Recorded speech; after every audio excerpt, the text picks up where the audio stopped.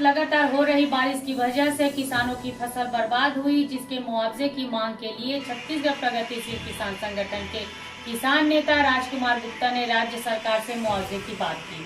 बीते दिनों लगातार हो रही बारिश ने किसानों की मुसीबतें बढ़ा दी है। वर्तमान में किसानों की फसल की बुआई के बाद अब फसल काटने का समय आ गया है, लेकिन असमय हुई बारिश की वजह से किसानों की आधी से अधिक फसल बर्बाद हो गई है, जिससे किसान काफी परेशान हैं।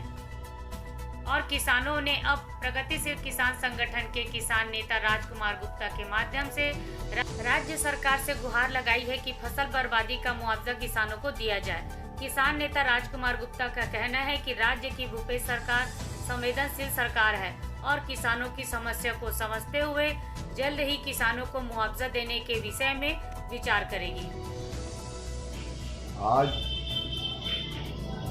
दुर्ग संभाग के अनेक गांवों में भीषण बारिश आधी रात से हो रही है। इससे किसानों के फसल को भारी नुकसान पहुंचा है। धान की फसल के अलावा उद्यानिकी फसलों को भी नुकसान होने की संभावना है।